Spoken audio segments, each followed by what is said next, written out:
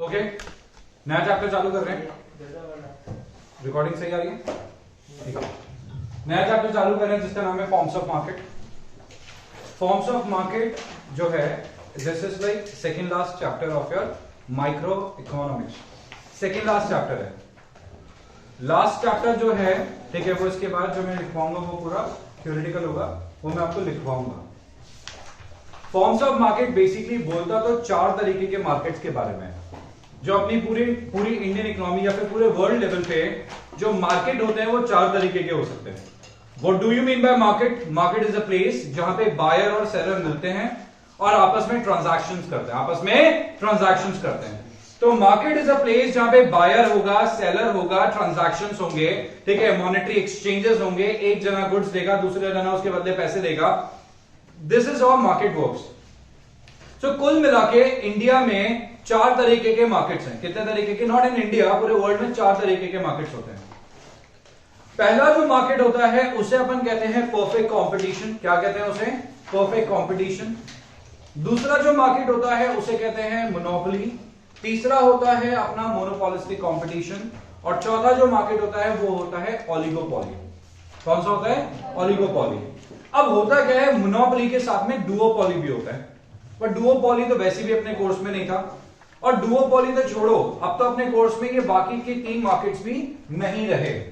तो एक्चुअली अगर देखा जाए तो फॉर्म्स ऑफ मार्केट के हिसाब से जो मार्केट है वो बेसिकली कितने तरीके का हो गया? मार्केट जो है वो हो गया हमारे सामने कितने तरीके का? चार तरीके का मार्केट हो गया। कितने तरीके का मार्केट हो गया? चार तरीके का मार्केट हो गया। कौन कौन से? पहला होता है परफेक्ट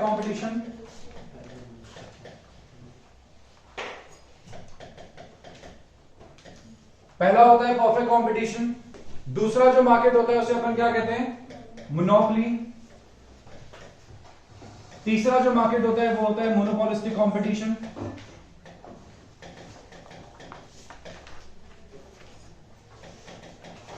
और जो चौथा मार्केट होता है वो होता है ओलिगोपोली। चौथा जो मार्केट होता है वो होता है ओलिगोपोली। तो इस तरीके से जो हमारे मार्केट्स हैं वो चार तरीके से डिवाइडेड हैं। मोनोपोली के साथ डुओपोली भी होता है, बट मैंने आपको बता दिया पहले भी वो कोर्स में नहीं था, और अब तो ये तीनों जो मार्केट आपके सामने नजर आ रहे हैं ये अपने कोर्स से हट चुके हैं इस साल के लिए। Just for this year these three markets are not in course, क्योंकि सीबीएसई ने हमारा कुछ कोर्स डिलीट करा था जिसमें तीन मार्केट्स डिलीट हो चुके हैं। तो 11th के कोर्स में हमारे पास सिर्फ और सिर्फ क्या बचा है? Perfect competition. तो आज हम लोग सिर्फ और सिर्फ परफेक्ट कंपटीशन के बारे में क्या करने वाले हैं? डिस्कशन करने वाले हैं। किसके बारे में? सिर्फ परफेक्ट कंपटीशन के बारे में। तो देखिए, परफेक्ट कंपटीशन बेसिकली क्या बोलता है? मार्केट का मतलब क्या है? मार्केट कुछ नहीं, मार्केट का एक बार डेफिनेशन देख लो, फिर सीधे कहां चलेंगे अपन? परफेक्ट कंपटीशन पे चलेंगे, क्योंकि ये चीज अपने को नहीं पढ़नी है, ये नहीं आता है क्वेश्चन एग्जाम में। सीधे क्या आएगा? परफेक्ट कंपटीशन चल रहा है।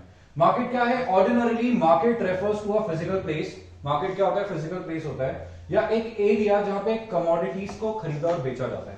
प्रैक्टिकली बताऊं तो आजकल से फिजिकल प्लेस नहीं है, आजकल ऑनलाइन स्पेस भी मार्केट के अंदर काउंट होती है। Amazon, फ्लिपकार्ट या जितने भी ऑनलाइन ट्रांजैक्शंस होते हैं वो एक फिजिकल प्लेस तो नहीं है, समझ रहे हो?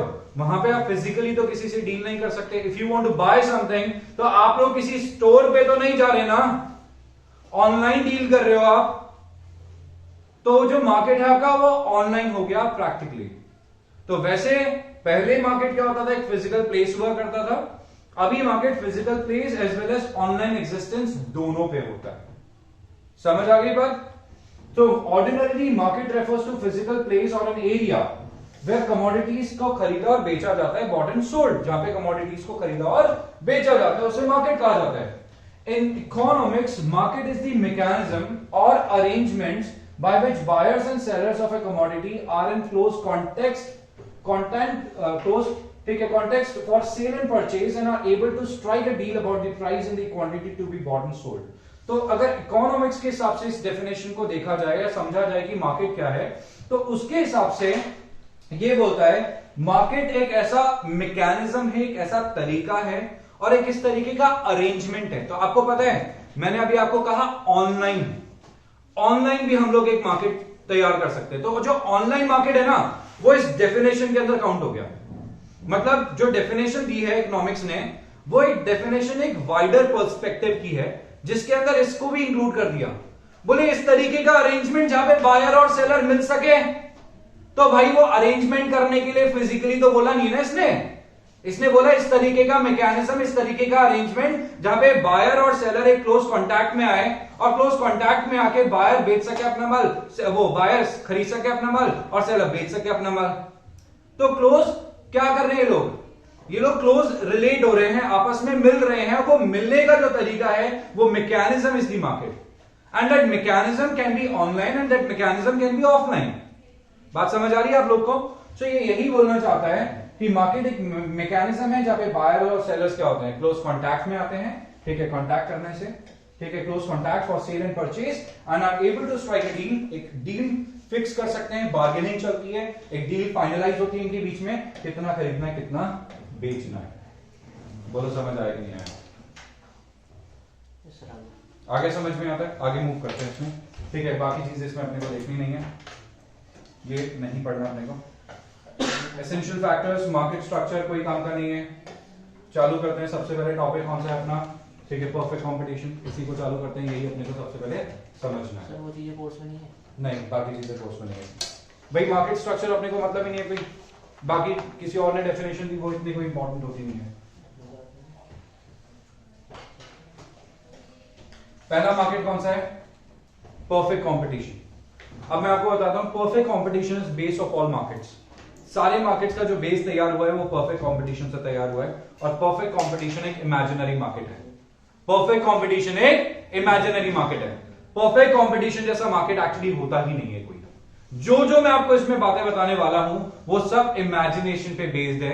मतलब जो इकोनॉमिक्स हुआ करते थे, जब वो कोई इकोनॉमिक स्टडी को स्टडी करते थे, मतलब किसी भी थ्योरी को स्टडी करते थे या डेवलप करते थे ना, तो डेवलपमेंट के टाइम पे कुछ इमेजिनेशंस लेते थे। वो इमेजिनरी एरिया और बाउंड्री बना के, ठीक है, उसके अंदर रियलिटीज आती थी। बट आउटर बाउंड्री एक हमेशा एक इमेजिनरी बाउंड्री बनती है जिसके अंदर रियलिटीज चलती है। मतलब जो सबसे पहला मार्केट जिसके बारे में अपन बात कर रहे हैं, परफेक्ट कंपटीशन, वो एक इमेजिनरी मार्केट है। उस तरीके का कोई मार्केट होता ही नहीं है। मगर जो हमने इससे बाकी के जो मार्केट्स को हमने डेवलप किया, लाइक मोनोपोली, वो होता है। परफेक्ट ये मोनोपोलिस्टिक कंपटीशन वो सच में एग्जिस्ट करता है। ओलिगोपोली वो सच में होता है। डुओपोली वो सच में होता है। But perfect competition is just an imaginary concept, ठीक है, ऑफ मार्केट, जहां पे बहुत कुछ इमेजिनेशन से इन्होंने बना रखा है जो प्रैक्टिकली एग्जिस्ट नहीं करता है। करें स्टार्ट इसमें, तो देखिएगा, सबसे पहले वो होता है perfect competition. Perfect competition is a market condition, एक इस तरीके की मार्केट कंडीशन जहां पे लार्ज नंबर ऑफ बायर्स हैं और लार्ज नंबर ऑफ सेलर्स हैं। हजारों लाखों बायर्स हैं, हजारों लाखों सेलर्स हैं ऑफ अ होमोजीनियस प्रोडक्ट। किसका? होमोजीनियस प्रोडक्ट का। तो इसने क्या करा, अपनी डेफिनेशन में बता दिया कि हजारों लाखों बायर्स हैं, हजारों लाखों सेलर्स हैं, बट जो प्रोडक्ट इसने बोला है वो क्या है? होमोजीनियस है। होमोजीनियस प्रोडक्ट का मतलब होता है आइडेंटिकल प्रोडक्ट्स। होमोजीनियस का मतलब क्या होता है? Identical products. मतलब कि दो चीजों में कोई भी डिफरेंस नहीं है।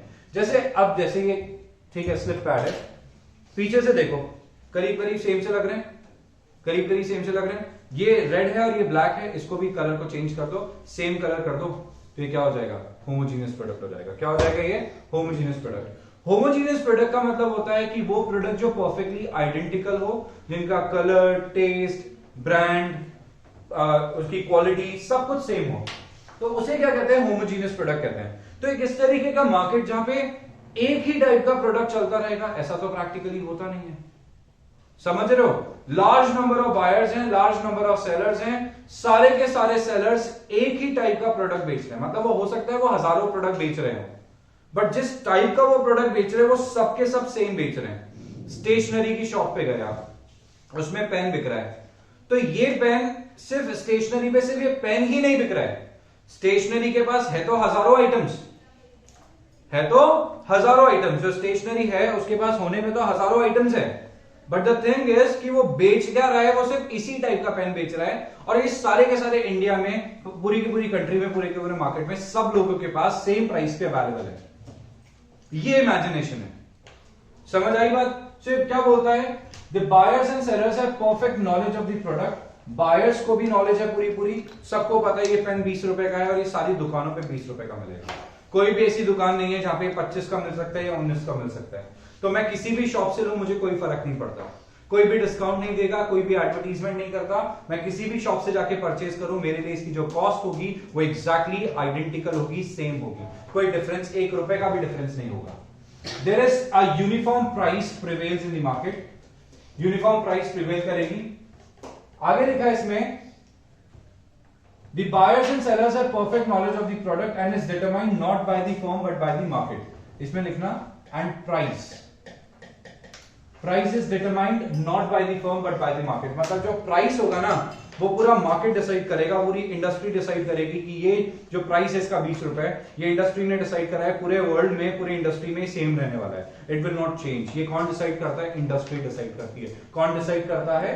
इंडस्ट्री ने डिसाइड करा। समझ गए क्या? एक फर्म, एक बिजनेस यूनिट कभी भी ये चीज डिसाइड नहीं कर सकती। मैं डिसाइड नहीं कर सकता कि मैं कितना चार्ज लूंगा, मैं डिसाइड नहीं कर सकता कि मैं इसका कितना चार्ज लूंगा।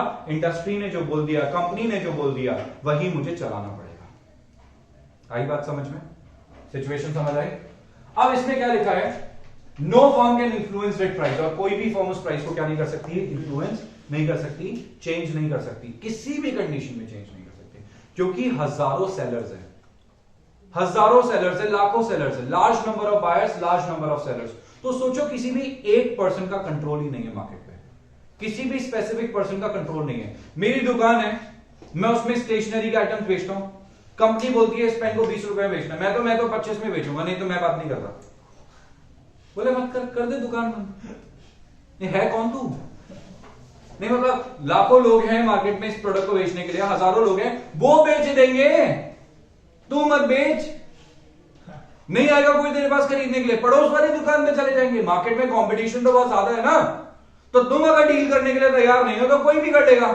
उसी तरीके से बायर आता है, बोलता है यार ये प्रोडक्ट तो बहुत महंगा है, मैं तो नहीं खरीदूंगा, बीच में मत खरीद।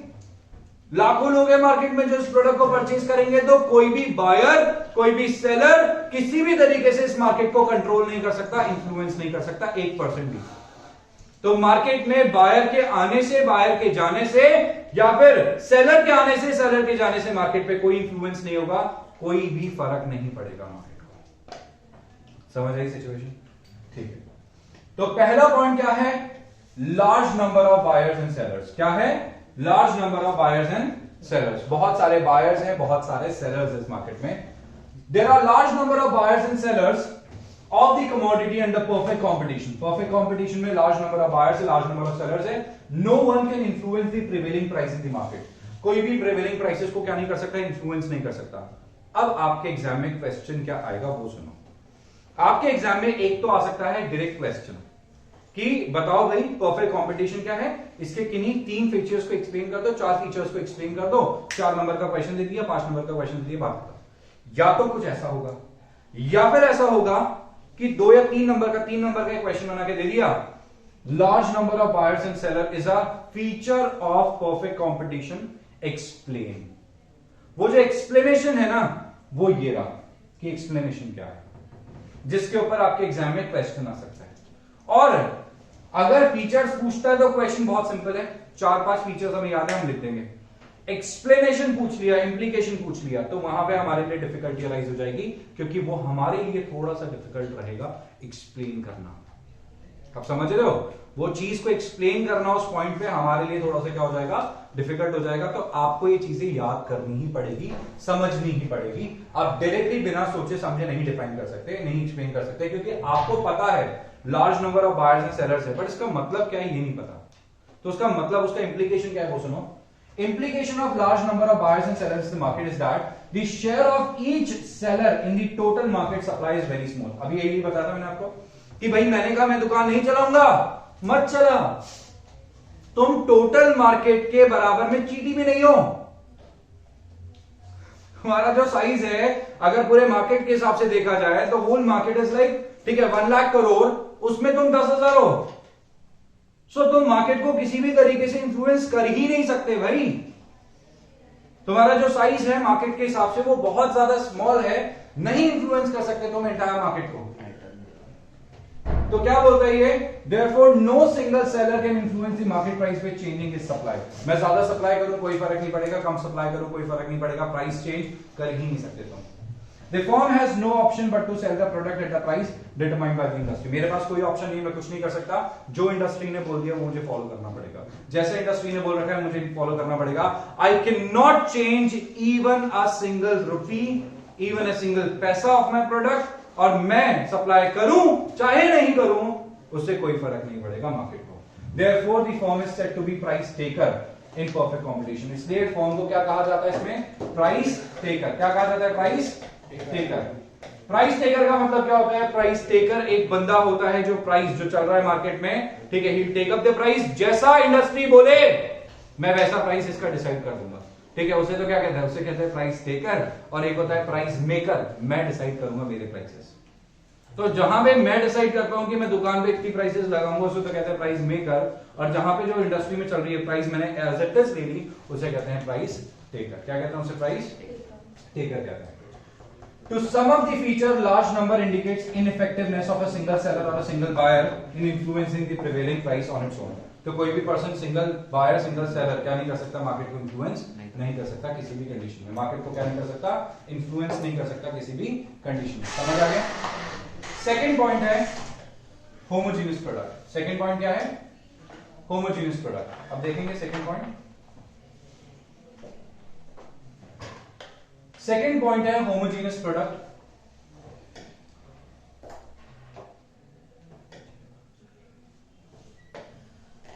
होमोजीनियस प्रोडक्ट का मतलब क्या होता है, मैंने बताया था होमोजीनियस प्रोडक्ट का मतलब सेम। होमोजीनियस मतलब सेम। तो क्या दे रखा है इसमें, under perfect competition all the firms produce homogeneous और परफेक्टली स्टैंडर्डाइज्ड प्रोडक्ट। सारी की सारी फर्म जो भी प्रोडक्शन करेगी वो क्या होगी, परफेक्टली स्टैंडर्डाइज्ड प्रोडक्ट। मतलब सब सेम, कोई डिफरेंस नहीं। मतलब it means rating of the product for all the firms in the industry as homogeneous by the buyers. मतलब जितने भी सेलर्स है ना उन सबके प्रोडक्ट्स को बायर क्या बोलेगा, अरे तो सेम है, अरे तो प्रोडक्ट सेम है, अरे तो प्रोडक्ट सेम है, एग्जैक्टली सेम है। The product produced by the firm are identical, treated as identical in all aspects like, कैसे कैसे सेम है देखना, quality, colour, size, weight, design, सब कुछ सेम है। The buyer do not distinguish the output of one firm of that other। Buyer किसी भी तरीके से डिस्टिंग्विश नहीं कर सकता, बोले इसमें कोई चेंज ही नहीं है, इसमें कोई चेंज ही नहीं है। समझ आ गई क्या बात, एग्जैक्टली सेम है, एग्जैक्टली सेम है, colour, weight, size, quality, everything is same, exactly same. The implication, आप देखो ये आगे इम्प्लीकेशन। अब आप समझ रहे हो, पूछा आपसे होमोजीनियस प्रोडक्ट, आपको एक्सप्लेन करना है तो आप एक्सप्लेन कैसे करोगे, इसी मैनर में आप इसे एक्सप्लेन कर सकते हो। तो the implication of this feature that buyer treat all the products as identical, buyer सारे प्रोडक्ट्स को क्या करता है, सेम मानता है। Therefore they are not ready to pay a different price for the same to any firm, this is any firm. They will pay same price of the product to all the firms in the industry, so it implies no individual firm is in position to charge a higher price for the product। कि आप किसी भी condition में क्या नहीं कर सकते, ज्यादा प्राइस चार्ज नहीं कर सकते, क्योंकि आपका जो प्रोडक्ट है वो दूसरे प्रोडक्ट से एग्जैक्टली क्या है, सेम है। आपने जो दुकान पे जो सामान रख रखा है, दूसरे बगल वाले ने जो दुकान पे सामान रख रखा है वो एग्जैक्टली सेम है, तो आप ज्यादा चार्ज कर ही नहीं सकते ना यार, इसके लिए क्या नहीं कर सकते, ज्यादा चार्ज कर ही नहीं सकते। To sum up the homogeneous product feature ensures a uniform price in the market. ये क्या बोलता है, यूनिफॉर्म प्राइस मेंटेन रहेगी। होमोजीनियस का मतलब क्या होता है, होमोजीनियस प्रोडक्ट मतलब there will prevail a uniform price in the market. Market में क्या रहेगा, यूनिफॉर्म प्राइस। क्या रहेगा, यूनिफॉर्म प्राइस। यूनिफॉर्म प्राइस मतलब प्राइस सेम रहेगी, प्राइस में कोई चेंज नहीं आएगा। कोई डाउट है तो पूछो, कोई डाउट है तो पूछ लो। नहीं है, आगे देखते हैं, ठीक है। नेक्स्ट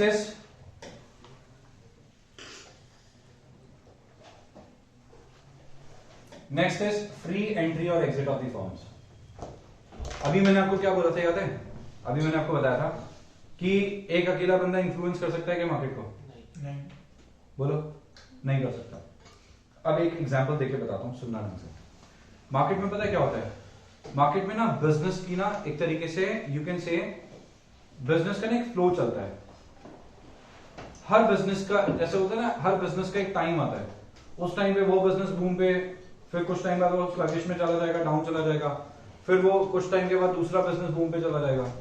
ऐसा होता है मार्केट में हमेशा। मार्केट में क्या चलता है, जैसे कोई भी बिजनेस है, लेट्स सपोज कैफे हो गया, कैफे बूम पे चल रहा है, everybody is like opening new and new cafes cafes cafes cafes, हर गली में कैफे, हर दुकान के आसपास कैफे खूब खुल रहे हैं, ठीक है। कोई और बिजनेस अगर बूम पे आ जाता है, मान लो कपड़ों का बिजनेस बूम पे आ गया, सो एवरीबडी विल लाइक कपड़ों की दुकान, कपड़ों की मैन्युफैक्चरिंग, कपड़ों की दुकान, कपड़ों की मैन्युफैक्चरिंग, कपड़ों की दुकान, कपड़ों की दुकान, कपड़ों की दुकान, कपड़ों की दुकान। आप समझ रहे हो? सो होता क्या है कि एक टाइम पे एक बिजनेस जो होता है वो हमेशा ऐसे काफी मार्केट में अट्रैक्टिव होता है। तो जैसे ही मार्केट में अट्रैक्टिव हुआ, लोगों को लगा इसमें तो बहुत प्रॉफिट है, कोई भी इस मार्केट में क्या हो जाएगा, एंटर हो जाएगा, क्योंकि क्या है, फ्री एंट्री एंड एग्जिट है। जैसे ही भीड़ इकट्ठी हुई, अब मान लो कैफेज खुल गए खूब सारे और उनके रेंटल्स है बहुत ज्यादा हाई, बहुत सारे कंपटीशन है, ठीक है। तो सामने वाला अगर उसमें प्रोडक्ट में कोई स्पेशलाइजेशन नहीं है तो अल्टीमेटली क्या होगा, अल्टीमेटली उसकी सेल हो जाएगी डाउन। यही होगा, जैसे ही उसकी सेल क्या हुई, डाउन, तो उसने रेंटल्स निकाल नहीं पा रहा, अब उसको लगता है बिजनेस में कोई प्रॉफिट नहीं है तो छोड़ के निकल जाओ। तो फ्री एग्जिट, जब आना है तब आओ, जब जाना है तब जाओ। यानी कि अगर बिजनेसेस इंक्रीज हो रहे हैं, बूम पे जा रहे हैं, तो सारे लोग इकट्ठे होकर इस बिजनेस को ज्वाइन कर लेंगे, नई दुकानें खुल रही, नई दुकानें खुल रही है। और जैसे ही इसमें क्या आ जाएगा, डाउनफॉल आ जाएगा, तो सब लोग आउट होना चालू हो जाएंगे। और जैसे ही बहुत सारे लोग आएंगे, सबका प्रॉफिट कम हो जाएगा। बहुत सारे लोग आएंगे, प्रॉफिट क्या हो जाएगा, कम। और जैसे ही बहुत सारे लोग मार्केट से जाएंगे तो प्रॉफिट क्या हो जाएगा, इंक्रीज हो जाएगा। समझ गए क्या? ठीक है। तो मार्केट हमेशा इस तरीके से चलता रहता है, खूब सारे लोग आए प्रॉफिट कम, खूब सारे लोग गए प्रॉफिट ज्यादा। समझ आया? जैसे मालवीय नगर को देखो, अब मालवीय नगर के अंदर ये जो अपना ये रेलवे ट्रैक के उधर उस साइड में है ना, तो I been to that area, मैं जाता रहता हूँ, तो गया मैं वहां पे, तो वहां पे सैलून्स है, लाइक लाइन से, सिजलिंग सिजर्स, स्टाइल सिजर्स, ठीक है, स्पर्श, और बड़े बड़े उन्होंने क्या कर रखे हैं, सैलून्स ओपन कर रखे हैं। इधर भी बगल में, फिर उसके बगल में, फिर उसके आगे लाइन से 5-6 वहां पे क्या खुले हुए, सैलून्स खुले हुए। कंपटीशन देखो, मतलब आप समझ रहे हो, कोई भी एंटर हो सकता है। अब लग रहा है कि भैया रेंटल्स नहीं निकल रहे, लाखों रुपए का रेंट है, नहीं चल पा रहा हमसे, तो आउट, वो चला जाएगा मार्केट से। कभी भी आओ, कभी भी जाओ, कोई दिक्कत नहीं है। समझ गए? हाँ, बट वो परफेक्ट कंपटीशन का एग्जांपल नहीं है, वो मोनोपोलिस्टिक का एग्जांपल था। मैंने आपको सिर्फ एक एग्जांपल देने के लिए, समझाने के लिए बताया था। This means that new firms are free to enter and existing firms are free to leave the industry. कभी भी आए, कभी भी जाए। There is no restriction, legal, natural, manmade, कोई तरीके का रिस्ट्रिक्शन नहीं होता किसी के आने किसी के जाने का। ठीक है, कोई भी तरीके का रिस्ट्रिक्शन नहीं है। सरकार ने कुछ नहीं बोल रखा, नहीं 5 साल तक रहना पड़ेगा, नहीं तुम्हें लाइसेंस लेना, कोई दिक्कत नहीं है। जब आना तब आओ, जब जाना तब जाओ। The implication of the entry or exit of the firm is that firm will earn only normal profits in the long run. आप सिर्फ और सिर्फ क्या कर पाओगे, नॉर्मल प्रॉफिट्स ही कमा पाओगे। मतलब नॉर्मल प्रॉफिट्स कमाने का मतलब क्या हो गया, कोई दुकान आई, ठीक है, स्टार्टिंग में हो सकता है नया नया उसका नाम रहता है, तो बहुत ज्यादा चलता है, ठीक है, नया नया नाम है, ठीक है, बहुत ज्यादा चल रहा है, फिर धीरे धीरे क्या हो जाएगा, उसका नाम पुराना हो जाएगा, वो चलना बंद हो जाएगा। ऐसा होता है। एक कैफे है RJ14, अगर आपने नाम सुना होता, और अगर आप गए हो तो पहले टाइम पे इतना भयंकर चलता था, 45 मिनट से कम की तो वेटिंग होती ही नहीं थी, और अभी खाली रहता है। एक टाइम पे पीक गया, उसके बाद डाउनफॉल आ गया। यही हुआ, यही हो रहा है, यही तो मैं बता रहा हूं आपको। तो नॉर्मल लॉन्ग रन के अंदर वो नॉर्मल प्रॉफिट्स ही कमा पाएगा, नॉर्मली कमा पाएगा। हाँ, स्टार्टिंग में हो सकता है बहुत ज्यादा कमा ले, बट एक टाइम के बाद लॉन्ग रन के अंदर वो नॉर्मल प्रॉफिट ही कमा सकता है, वो बहुत ज्यादा नहीं कमा सकता। समझ गए? लॉन्ग रन में वो क्या कर सकता है, नॉर्मल प्रॉफिट कमा सकता है, बहुत ज्यादा नहीं कमा सकता। शॉर्ट रन में हो सकता है बहुत ज्यादा कमाए, बात समझ आ गई? या शॉर्ट रन में हो सकता है उसको लॉस हो जाए, बट लॉन्ग रन में वो नॉर्मल प्रॉफिट कमा लेगा, खर्चे वर्चे निकाल लेगा, बस इतना। शॉर्ट रन में वो हो सकता है लॉस भी खा ले क्योंकि बहुत सारे लोग थे, और शॉर्ट रन में हो सकता है खूब सारा प्रॉफिट भी कमा लेगा। There are super normal profits. Starting में सबसे पहले क्या होता है, सुपर नॉर्मल प्रॉफिट्स होते हैं। सबको लग रहा है यार ये बिजनेस बहुत तगड़ा है, इसके अंदर एंटर हो जाओ, खाली मार्केट है, एंटर हो जाओ। तो क्या बोलता है, there are super normal profits, new firms enter the market. अगर सुपर नॉर्मल प्रॉफिट है तो नई फर्म क्या कर जाएगी, एंट्री ले लेगी। नई फर्म्स क्या ले लेगी, एंट्री ले लेगी। जहां पे आपको प्रॉफिट नजर आया सब लोगों ने एंट्री ले ली, अरे यार ये बढ़िया बिजनेस है इसमें घुस जाओ, एंट्री ले ली लोगों ने। अब जैसे जैसे क्या हो जाएगा, टोटल मार्केट सप्लाई इंक्रीज होगी, resulting in falling market price. उसी तरीके से क्या होगा, मार्केट में प्रोडक्ट का प्राइस गिरेगा क्योंकि सब लोग आ गए। That this trend will continue, profits are reduced to normal। मतलब क्या हुआ कि there are super normal profit। अगर क्या है मार्केट में सुपर नॉर्मल प्रॉफिट्स है तो इससे क्या होगा, इससे क्या इफेक्ट आएगा, एंट्री ऑफ न्यू फर्म्स। नई फर्म्स क्या कर जाएगी, एंट्री ले लेगी। नई फर्म्स की एंट्री होगी, बढ़ गई नई फर्म्स। जैसे ही नई फर्म्स एंटर हो जाएगी तो क्या होगा, अल्टीमेटली मार्केट में सप्लाई बढ़ जाएगा। क्या हो जाएगा, सप्लाई इंक्रीज। सप्लाई जैसे क्या होगा, इंक्रीज होगा तो क्या हो जाएगा, सप्लाई इंक्रीज होते ही जो प्रॉफिट्स हो जाएंगे सबके वो क्या हो जाएंगे, कम, क्योंकि प्राइसेस कम करनी पड़ेगी। प्राइसेस कम, सप्लाई कम, प्रॉफिट्स कम होते ही क्या हो जाएगा, एग्जिट। प्रॉफिट्स कम होते ही क्या लग जाएगा, एग्जिट होना चालू हो जाएगा। समझ गए क्या? सिमिलरली अगर लॉसेस हैं तो फर्म क्या हो जाएगी, एग्जिट होना चालू हो जाएगी, जो मैंने ऊपर समझाया। टोटल मार्केट सप्लाई डिक्रीज हो जाएगी। जैसे ही क्या हुआ, लोग मार्केट से गए, अल्टीमेटली वापस से क्या होगा, प्रॉफिट्स बढ़ना चालू हो जाएंगे। समझे कि नहीं समझे? तो only zero economic profit, that is normal profit ही हो सकता है लॉन्ग रन के अंदर। परफेक्ट कंपटीशन में सिर्फ लॉन्ग रन में नॉर्मल प्रॉफिट, यानी कि zero economic profit. Zero economic profit का मतलब no cost no loss, no profit no loss. मतलब अल्टीमेटली परफेक्ट कंपटीशन आपको प्रॉफिट देता ही नहीं है कभी। लॉन्ग रन तक जाते ही नो प्रॉफिट नो लॉस की सिचुएशन आ जाएगी। क्या आ जाएगी, नो प्रॉफिट नो लॉस की सिचुएशन आ जाएगी। क्या आ जाएगी, नो प्रॉफिट नो लॉस की सिचुएशन। किस केस में, परफेक्ट कंपटीशन के केस में। किसके केस में, परफेक्ट कंपटीशन के केस में। वीडियो बंद करना।